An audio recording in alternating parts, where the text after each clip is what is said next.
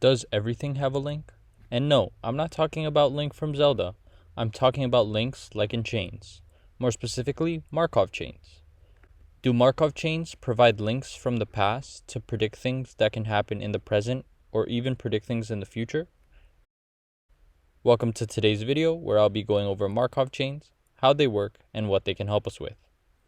Timestamps for today's video include concepts related to the course, a Markov chain example, which will follow up with the properties of Markov chains, and finally, Markov chain applications. Let's get started. Concepts from the course that apply to Markov chains include sample spaces, which are sets of all the possible outcomes that can occur, understanding random variables, like letting L represent the number of likes I'll get for this video, stochastics, any process that involves likelihoods or chance. Other concepts include the law of total probability, which tell us that the sum of all the possible outcomes is always equal to 1, and conditional probability. Given that you've rolled a 5, what's the chance that you flip a coin and it lands heads? Let's take a look at an example. Let's say we've been fortunate enough to get to travel to 3 countries around the globe, where every month we may leave to travel to another country or stay there for another month or so. 3 countries that come to mind are Australia, the Netherlands, and Singapore. But the catch is that the next country we visit is only dependent on the current country we're in. Finalizing our string of travels, I'll include the probabilities from one country to the other, and as simple as that, we've created a Markov chain. But you might be asking yourself, what is it about these linked countries that makes this a Markov chain? Let me explain. In our example, I highlighted that the next country we visit is only dependent on the current country we're in, meaning that the conditional probability of visiting a country does not consider any of the previous countries except for the current one. Mathematically speaking, we can denote this as a conditional probability, where C subscript n is a random variable representing the current country on the nth month of our travels, and S represents a country from our state space. What this equation tells us is that the odds of visiting a country next is only dependent on which country we're in right now. Based on our example, the probability of visiting Australia, given that we're currently in Singapore, is 30%. This property of Markov chains is called a Markov process, sometimes known as the memoryless property. The second property associated with Markov chains is state space.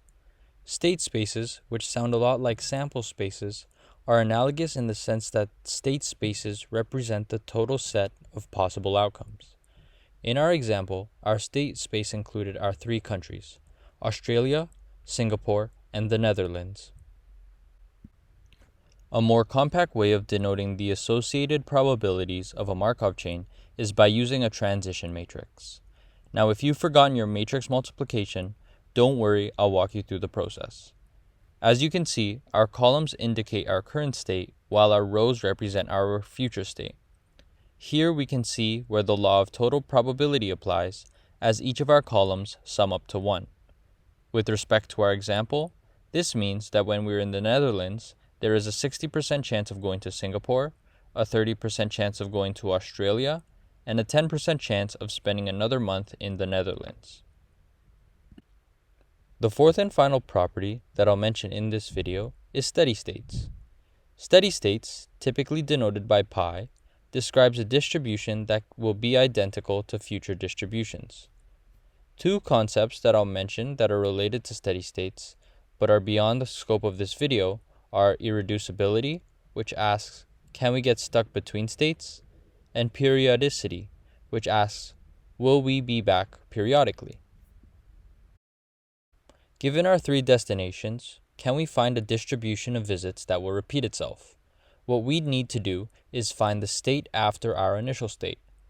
Let's say we start in Singapore, and given our transition matrix, we can find the probability distribution of where we will be in the next month. After multiplying each row of our matrix by our state vector, we can solve for the probability distribution of the next state. A generalization of this would be our initial state vector multiplied by our transition matrix raised to a large power, which would give us our steady state distribution. The steady state of our example lends us to a 53.8% probability of being in Singapore, a 23.1% probability of being in Australia, and a 23.1% probability of being in the Netherlands. Outside of our simple example, it should be worth noting the real-life applications of Markov chains. A few interesting ones that I'd like to mention branch across data science, computer science, and biology. More specifically, predicting how traffic flows, natural language processing algorithms, and identifying genetic mutations. Today we went over Markov chains, we looked at in-class concepts that were related to Markov chains, we discussed some of their fundamental properties, and highlighted some of the real-life applications of Markov chains. If you enjoyed this type of content, leave me a thumbs up as it'll increase my probability in the YouTube algorithm. Thank you so much for watching. I'll see you in the next one.